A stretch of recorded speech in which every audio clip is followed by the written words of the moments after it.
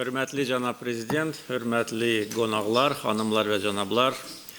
İlk növbədə cənab prezident sizi bir daha səmimiyyətlə salamlayıram. Azərbaycana xoş gəlmisiniz. Mən şadam ki, bizim aramızda siyasi diyaloq müntəzəm olaraq aparılır. Keçən ilin aprel ayında mən Berlində səfərdə olarkən sizinlə görüşmüşdüm. Və şadam ki, mənim dəvətimi qəbul edib, siz Azərbaycana rəsmi səfərə gəlmişsiniz. Söhbət əsnasında həm təkbətək görüşdə, həm nümayəndə heyətlərinin iştirakı ilə apardığımız danışıqlarda Almaniya-Azərbaycan əlaqələrinin gələcək inkişafı müzakirə edilmişdir. Mən tam əminəm ki, bu səfər bizim əlaqələrimizə yeni müsbət təkan verəcəkdir.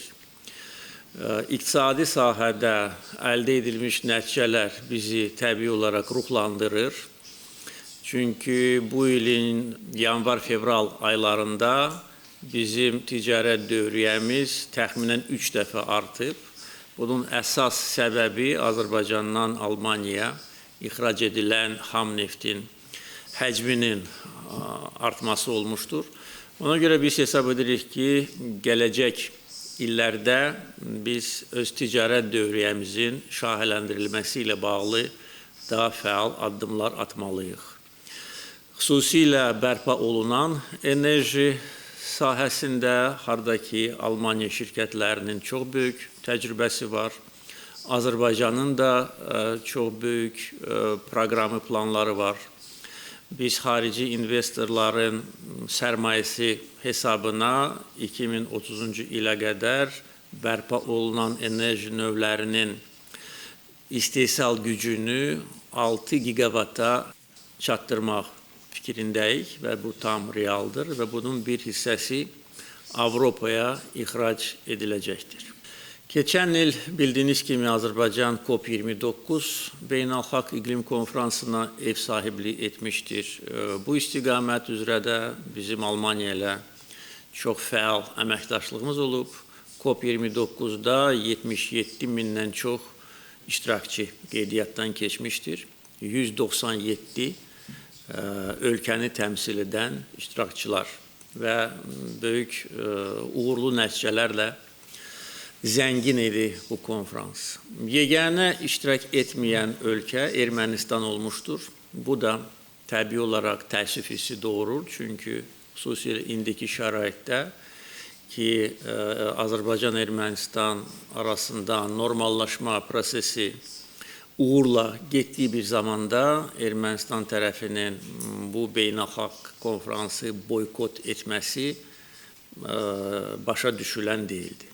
Bugün bu məsələdə müzakirə olundu və Azərbaycanın mövqeyi Almaniya tərəfinə çatdırılmışdır. Azərbaycan 30 il ərzində erməni işğalından əziyyət çəkmişdir. Bizim xalqımız etnik təmizləməyə məruz qalmışdır.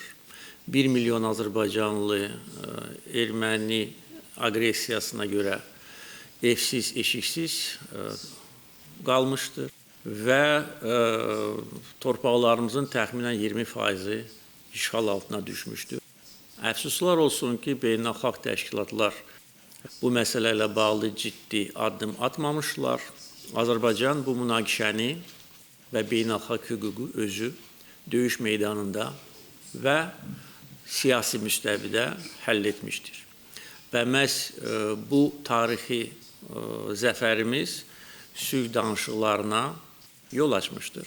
Və hesab edirəm ki, bugün Azərbaycan və Ermənistan sülhün əldə edilməsində kifayət qədər bir-birinə onların mövqeləri yaxınlaşmışdır. Eyni zamanda digər beynəlxalq məsələlər bugün müzakirə edildi. O cümlədən Amerika, Avropa İttifaqı gərginliyi, Rusiya, Qərb gərginliyi, bütün bu məsələlər təbii olaraq bütün dünyaya təsir edir və səmimi fikir mübadiləsi aparmaq mənim üçün çox önəmlidir. Bir daha demək istəyirəm ki, bu səfərin əminəm ki, çox müsbət nəticələri olacaqdır. İkitərəfli münasibətlərimizin tarixində bu Almaniya prezidentinin Azərbaycana birinci rəsmi səfəridir və əminəm ki, səfərin yekunları bizim ölkələrimizi bir-birinə daha yaxın edəcəkdir. Bir daha xoş gəlmişsiniz.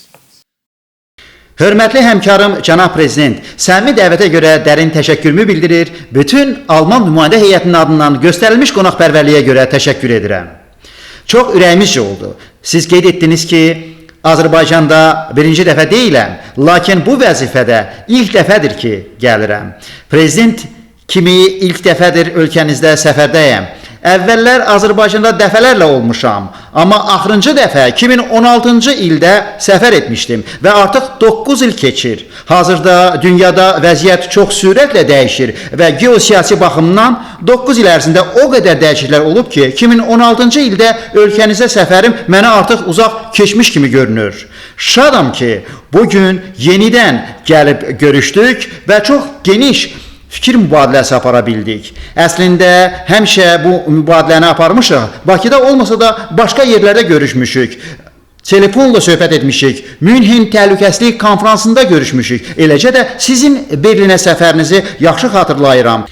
Keçən ilki görüşdə müzakirə apardıq və bugün şadam ki, səfərinizə cavab olaraq ölkənizdəyəm. Cənab prezident, biz ölkələrimiz arasındakı münasibətlərin tarixi haqqında danışmışıq. Əvvəla, Şvabiyalı kəndlilərin burada, Azərbaycanda məskunlaşmasını, şərabçılıq ənənələrinin yaratmasını xatırlaya bilərik. Onlar kənd təsərrüfatının inkişafında iştirak ediblər. Əlbəttə, sənayeləşmədə də onların xeyli iştirakı olub. Alman təşkilatları, böyük şirkətlər sənayinin inkişafında, misin çıxarılmasında, elektrik enerji şəbəkəsinin qurulmasında iştirak ediblər. Bir çox Almanlar Azərbaycanda yaşayıblar. Bunu ona görə xatırladıram ki, münasibətlərimizin uzun keçmişini, Almaniya ilə Azərbaycan arasında bu münasibətlərin çoxdan mövcud olduğunu bilmək vacibdir. Çox məmnunam ki, Azərbaycanda Alman dilinə və Almaniyada təhsilə böyük maraq var. Azərbaycan gəncləri Almaniyada təhsil almağa böyük maraq göstərirlər. Və hesab edirəm ki, biz məhz elmi əməkdaşlıq sahəsində əlaqələrimizi genişləndirməliyik. Bu cür mübadilədən olduqca məmnunam.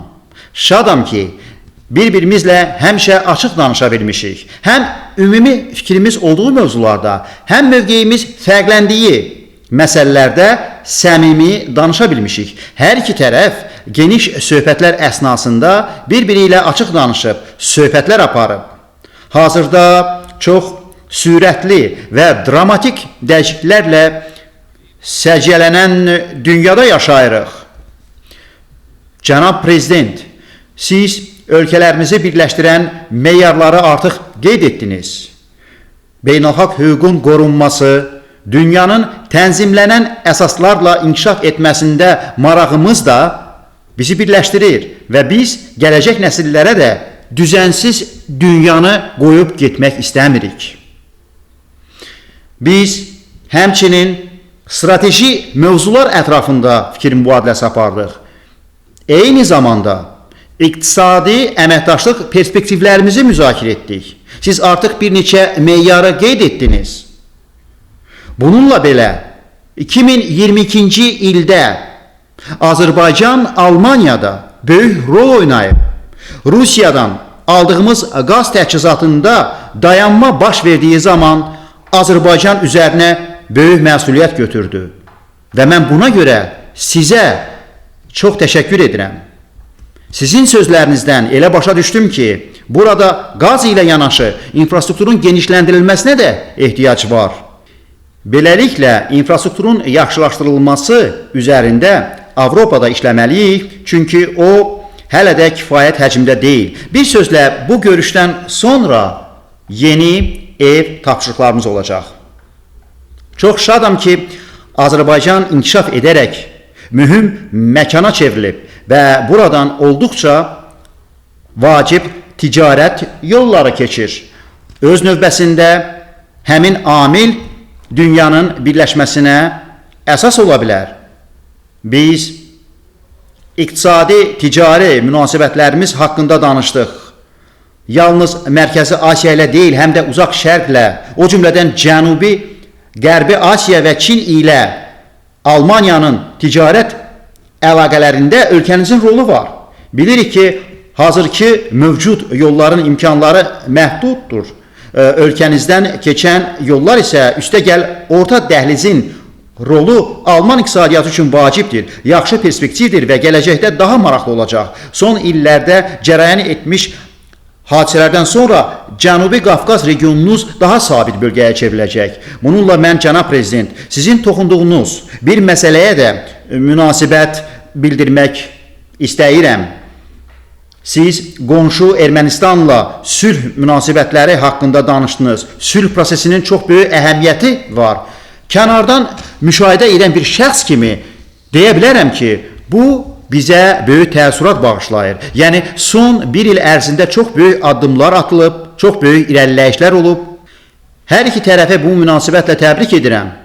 Artıq anlaşma yaranıb. Martın 13-də sülh müqaviləsinin mətninin razılaşdırılması barədə bəyanat verildi. Bugün səhər həmin müqavilə haqqında danışanda cənab prezidentə bildirdim ki, bu anlaşma ilə ümid doğuran önəmli bir an yaranıb.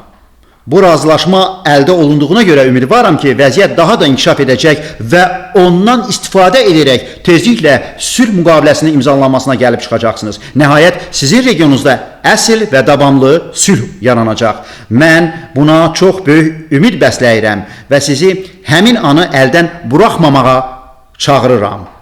Bütün çətinliklərə və maneələrə baxmayaraq bu yol qət edilib, xeyli addımlar atılıb və sona qədər getmək lazımdır. Bununla belə təbii olaraq kompromislər üçün cəsarət, siyasi iradə lazımdır. Nəticədə siyasi müqavilə həqiqətən həyata keçə bilər və qüvvəyə minər. Ümid edirəm ki, hər şey alınacaq və biz həmçinin kənardan bacardığımız qədər və necə mümkündürsə öz dəstəyimizi verəcəyik.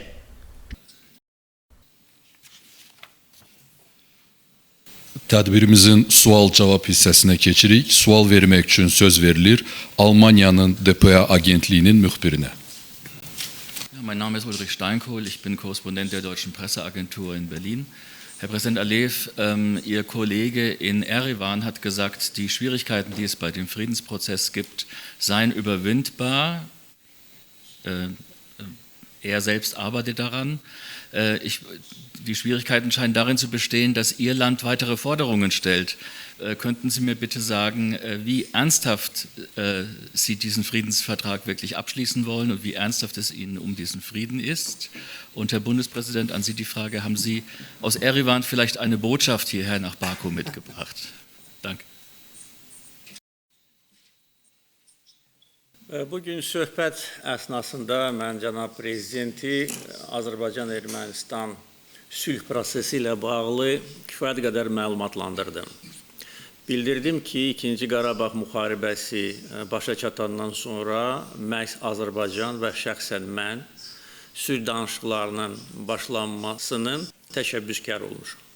O vaxt nə Ermənistan, nə də ki, o vaxt hələ ki fəaliyyət göstərən ATƏT-in Minsk qrupu belə bir təklif irəli sürməmişdi. Bu təklifi Azərbaycan tərəfi vermişdi və bu özlüyündə onu göstərir ki, biz sülh müqaviləsinin bağlanmasında nə qədər maraqlıydıq.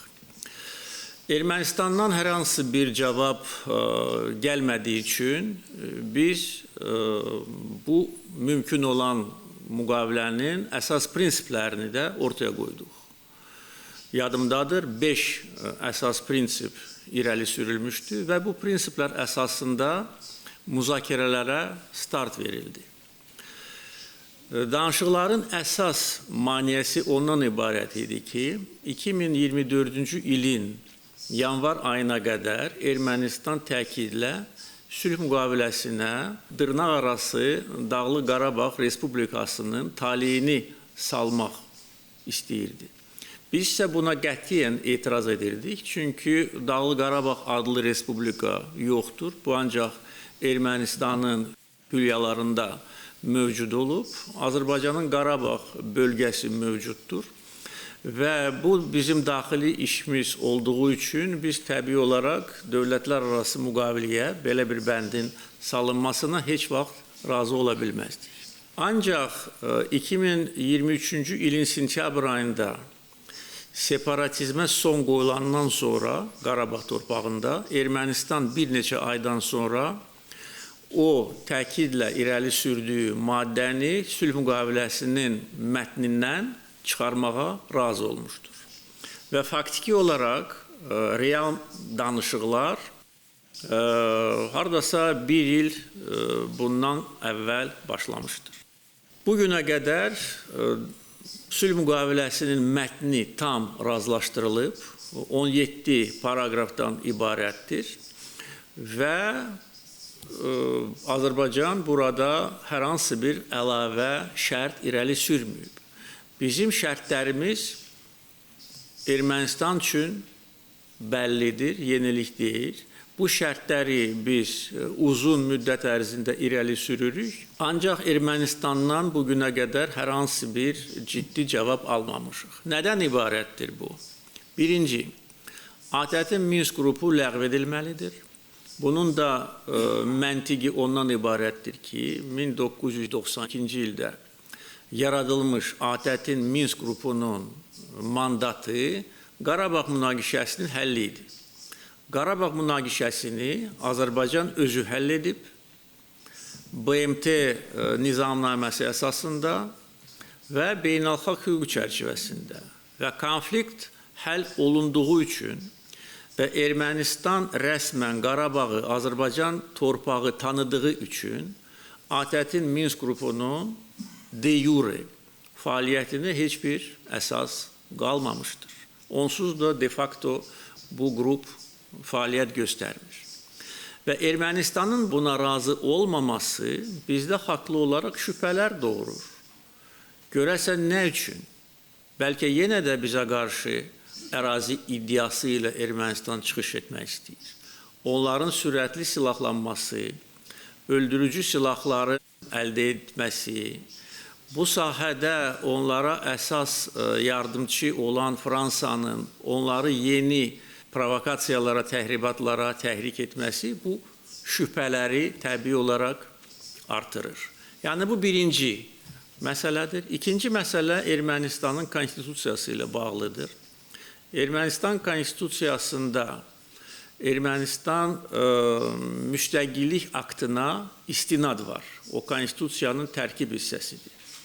Orada isə Azərbaycanın hüquqi, tarixi ərazisinin Ermənistanla birləşməsi haqqında müddəa var. Və bu bizə qarşı açıq ərazi iddiası sayılır. Ona görə Ermənistan konstitusiyasından bu bəndin çıxarılması bizim legitim tələbimizdir. Və bu iki şərt təmin olunandan sonra sülh müqaviləsini imzalamaq üçün heç bir maneə olmayacaq. Necə deyərlər, top Ermənistanın tərəfindədir. Əgər doğrudan da Ermənistan sülh müqaviləsini imzalamaq istəyirsə, Azərbaycanın bu iki legitim şərtini qəbul etməlidir. Meine Damen und Herren, wer diesen Konflikt in den letzten 3 Jahrzehnten in seiner Entwicklung, in seinen Zuspitzen, in den opferreichen Kriegen mitverfolgt hat, der weiß, dass nach einer solchen Phase Vertrauen zwischen 2 ehemals kriegführenden Parteien nur ganz schwer wieder aufzubauen ist. Das sage ich betont als ersten Satz, weil ich nicht unterschätze, sondern die Leistung ausdrücklich anerkenne, dass man nach diesen Auseinandersetzungen zu einem Friedensvertrag gekommen ist, über dessen Text jedenfalls zum gegenwärtigen Zeitpunkt Einigung besteht. Ich hoffe, dass über die Fragen außerhalb des Friedensvertrages, über die Herr Präsident Aliyev eben gesprochen hat, dass über die Verständigung gefunden werden kann. Das kann und das darf einer dauerhaften Friedenslösung hier zwischen Armenien und Aserbaidschan nicht im Wege stehen. Ich wiederhole, es ist ein so kraftvolles Momentum, was mit der Verständigung über den Friedensvertrag entstanden ist, dass es nicht verantwortlich wäre, dieses Momentum wieder aus der Hand zu geben. Man muss vielleicht auch noch eines in Erinnerung behalten, was unsere deutsche und europäische Erfahrung ist. Der Friedensvertrag, selbst die Implementierung eines Friedensvertrages, ist ja immer nur der erste Schritt. Bis aus einem Friedensvertrag und seiner Implementierung echte Versöhnung wird, braucht es Generationen. Das ist der viel längere Prozess, der noch vor den beiden Ländern und den Völkern in den beiden Ländern wird. Und deshalb kommt es so sehr darauf an, wenn man diese langfristige Perspektive vor Augen hat, die Augen davor nicht verschließt, dass die Versöhnung noch viele Jahre und Jahrzehnte dauern wird. Deshalb ist es umso dringlicher, dass dieser erste Schritt, die Ausverhandlung eines Friedensvertrages, die Implementierung nach Unterschrift und Ratifizierung stattfindet und die dem noch entgegenstehenden Probleme ausgeräumt werden. Ich hoffe, dass das stattfindet. Söz verilir Azərbaycanın Real TV kanalının müxbirinə. Hər ikinizi salamlayıram. Real televiziyasından Vəfa Həmzəyeva. Sualım cənab Ştaynmayerədir. Cənab Prezident, siz çıxışınızda qeyd etdiniz ki, Ermənistan və Azərbaycan arasında olan bu prosesləri, münaqişəni və indi gəldiyimiz nöqtəni izləyirdiniz və biz əminik ki, proseslərin fərqindəsiniz. Ermənistan 30 ilə yaxın bir müddətdə Azərbaycanın ərazilərində aqressiv müharibə aparıb və beynəlxalq hüquq normalarını ciddi şəkildə pozub. Azərbaycanın beynəlxalq səviyyədə tanınan ərazilərinin 20%-ni işğal etmişdi. Və yəqin ki, hələ o dönəmdə Ermənistana qarşı sanksiyalar tətbiq olunsaydı, konflikt daha tez həlli yolunu tapardı. Necə düşünürsünüz? Qərb niyə Ermənistana qarşı konkret addımlar atmadı? Təşəkkür edirəm. Also erstens will ich sagen, herzlichen Dank für die Frage, aber Sie haben vielleicht auch meinen Ausführungen entnommen. Ich beschäftige mich in unterschiedlichen Funktionen schon ein bisschen länger mit den Konflikten im Südkaukasus und auch dem Verhältnis zwischen Armenien und Aserbaidschan. Und wenn Sie die deutsche Regierungspolitik der letzten Jahre sich anschauen, haben wir, glaube ich, ein sehr balanciertes Verhältnis gefunden, in dem wir uns sowohl mit Armenien wie Aserbaidschan beschäftigt haben und keinen der Partner vernachlässigt haben und Sensibilitäten auch nicht ignoriert haben. Und bis in die jüngsten Tage hinein können Sie feststellen, welche völkerrechtliche Auffassung wir innehaben. Und die völkerrechtliche Auffassung, die wir ja auch öffentlich kundgetan haben, ist erstens, dass wir gesagt haben, wir begrüßen die Fortschritte beim Friedensvertrag. Zweitens, unsere Haltung ist, dass die Region Karabach zum Territorium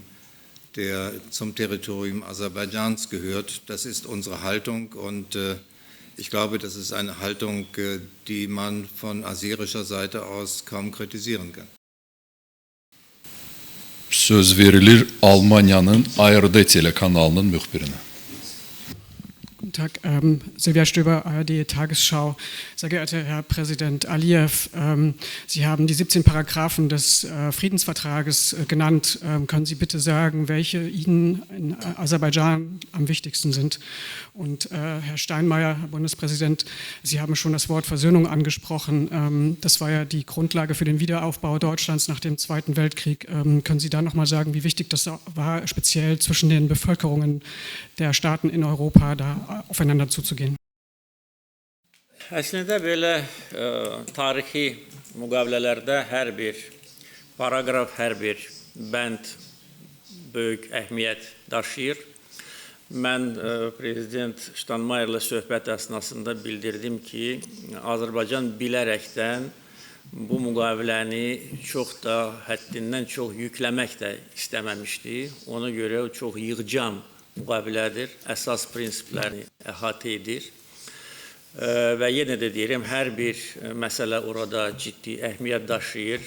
Bu sənəd üzərində iki ölkənin mütəxəssisləri, hüquqşünasları, Xarici İşlər Nazirliyinin nümayəndələri fəal işləyiblər və hesab edirəm ki, hər iki tərəf xoşniyyət göstərib. Əks təqdirdə bu sənəd ərsəyə gəlməzdi.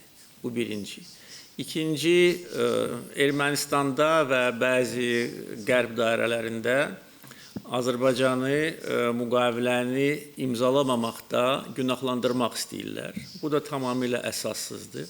Çünki artıq qeyd etdiyim kimi, bu prosesin təşəbbüskarı Azərbaycan olub, əsas prinsipləri işləmiş Azərbaycan olub və biz xoş niyyət göstərərək bu danışıqlarda iştirak eləmişdik. Və əgər biz müqaviləni imzalamaq istəməsəydik, elə bir qeyri-real şərt qoysaqdik ki, Ermənistan onu qəbul etməzdi. O ki, qaldı bu prinsiplərin əsasında ən vacibinə, əlbəttə ki, bu Ermənistanın Azərbaycan ərazi bütövlüyünün tanımasıdır, Qarabağ daxil olmaq şərti ilə. Özü də o Ermənistan hökumətindən ki, 2019-cu ildə bu hökumətin başçısı Xankəndidə, Azərbaycan ərazisində, hara ki qanunsuz gəlmişdi, mitingdə bəyan etmişdir ki, Qarabağ Ermənistandır və nöqtə. Bugün Ermənistanı, mən bunu bir neçə dəfə demişəm, bəziləri sülh göyərçini kimi təqdim etməyə çalışırlar. Amma Ermənistan hökuməti həmən hökumətdir ki, hakimiyyətə 2018-ci ildə gələndən sonra bütün o vaxta qədər aparılmış danışıqları sıfıra bərabər etdi. Bildirdi ki, Azərbaycan dırnaq arası qanunsuz Dağlıq Qarabağ Respublikası ilə danışıqlar aparmalıdır. Bizə qarşı əsassız ərazi iddialarını nəinki aradan götürmədi, hətta öz tələblərini daha da sərtləşdirdi. Həmən, bax, bugünkü Ermənistan hökumətinin müdafiə naziri açıq demişdir ki, Ermənistan yeni ərazilər uğrunda yeni müharibəyə hazırlaşır. Yəni, indi bugünkü Ermənistan hökumətindən və onun başında duranlardan sülh göyərçini düzəltmək tamamilə yanlış və əsassızdır. Və bugün razılaşdırılmış mətn onu göstərir ki, Ermənistan məcburən bu sülh müqaviləsinə imza atır. Çünki döyüş meydanında əldə etdiyimiz qələbə, ondan sonra siyasi müstəvidə Azərbaycan mövqeyinin üstünlük təşkil etməsi, Ermənistanın arxasında duran bəzi Avropa ölkələrinin səylərinə rəğmən, nə BMT Təhlükəsizlik Şurası, nə Avropa İttifaqı, Azərbaycana qarşı hər hansı bir məhdudlaşdırıcı ölçü götürmədiyi üçün bugün Ermənistan məcbur olub Qarabağı Azərbaycan ərazisi kimi tanıyır. Ona görə bu bəndlər arasında təbii olaraq məhz budur və Qarabağ Ermənistandır və nöqtə deyən bir adam bugün Qarabağ Azərbaycandır deyir. Hesab edirəm ki, bu gözəl bir təkamül prosesidir və bunu biz alqışlayırıq. Ja, mit einigen Sätzen noch zu der an mich gerichteten Frage, wie Versöhnungsarbeit geleistet werden kann, wie sie überhaupt initiiert werden kann. Ich glaube, es gibt dafür kein Rezept, es gibt keine Blaupause, wie man so etwas beginnt.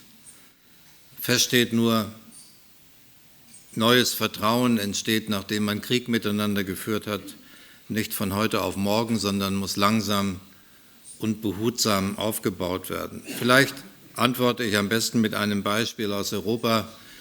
Den deutschen Journalisten aller bekannter Kollege Ulrich Wickert hat gerade ein Buch über die Geschichte der deutsch-französischen Beziehungen geschrieben und schreibt darin, dass in den letzten 400 Jahren Deutschland und Frankreich 23 Kriege gegeneinander geführt haben. Dazu die 3 letzten besonders opferreichen nach 1870, nach 1914 und nach 1939.